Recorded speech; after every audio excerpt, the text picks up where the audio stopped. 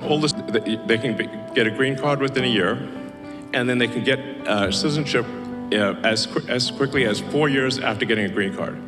Because the first year of being an asylum counts for the 5-year citizenship waiting period. So this is a very big deal. Joined the government and in order to help with this process. And I'd like to welcome my friend Antonio Gracias to the stage. So Antonio, can you tell us what you, Antonio is helping out with the Social Security. So just trying to review Social Security, where you may have heard that we found 20 million dead people marked as alive in the Social Security database. This is so crazy. And then you'll notice there's a strange trend here where how many Social Security numbers were issued. Do you want to? Yeah, so let me tell you what happened here. We started at the top of the system. You want to talk about a lot of it? We started at the top of the system, mapping the whole system of Social Security to understand where all the fraud was. And there's a lot of great people there that showed us really a lot of waste. And so that came up with a big list of stuff that we're working on. You've heard some of that already, but this is what jumped out at us. When we saw these numbers, we were like, what is this? In 21, you see 270,000 people, goes all the way to 2.1 million in 24. These are non-citizens that are getting Social Security numbers.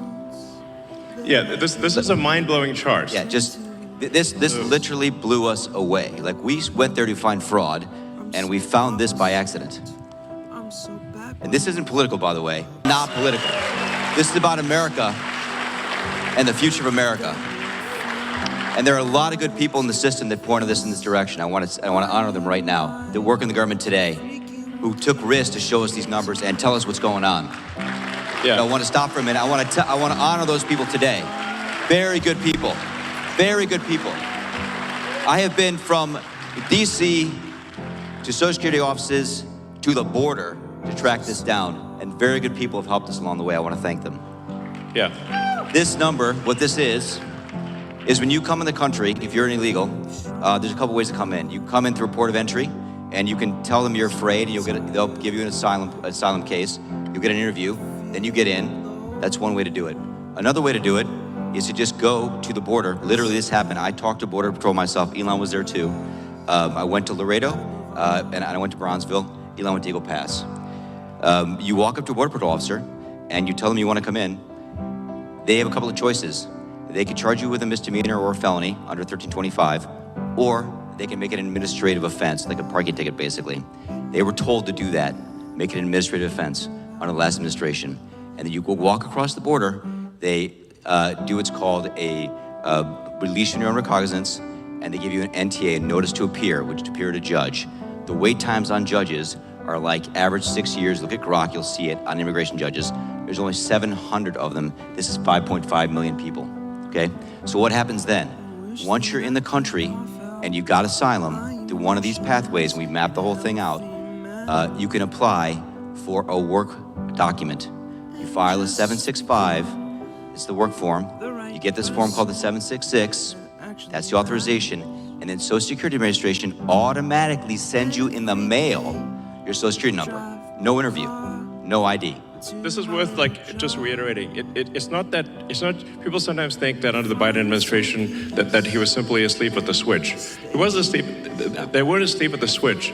It was a massive large-scale program to import as many illegals as possible, ultimately to change the entire voting map of the United States and disenfranchise the American people and make it a permanent, deep blue, one-party state from which there would be no escape. Look, if I hadn't seen this myself, I'm not sure I'd have believed it. I went through it myself and mapped it, and Elon is right.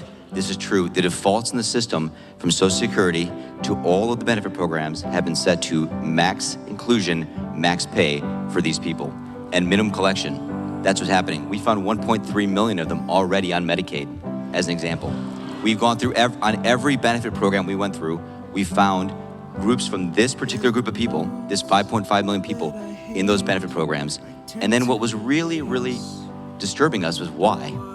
We're asking ourselves why. And so we actually just took a sample and looked at voter registration records. And we found people here registered to vote. in this population, yes. And who did vote? And we found some by sampling that actually did vote, and we have referred them to prosecution at the Homeland Security Investigation Service. Yeah. Already. And the truly disturbing thing, though, I just want you to know this, a truly disturbing thing to me, and the darkest thing about this to me, the voter fraud is terrible.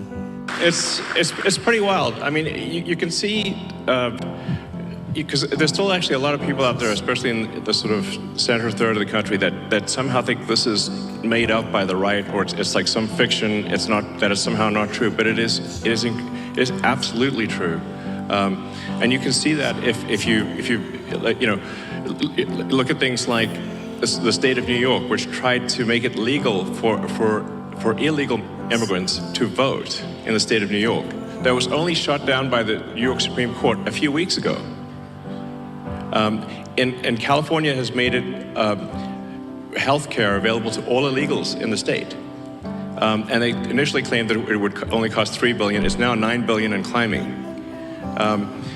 So it's really, if you create a massive financial incentive for people to come to the United States illegally, then that's what they will do.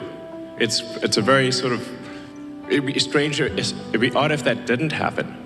So the thing that actually has the Democrats losing their mind by far, the real reason for these attacks and sort of the burning of the cars and everything is that we're going to turn off the payments to illegals. Where does that money go? It goes to the cartels. It goes to human traffickers, right? There are 30,000 children that have not appeared on the notice to appear already. ICE knows this.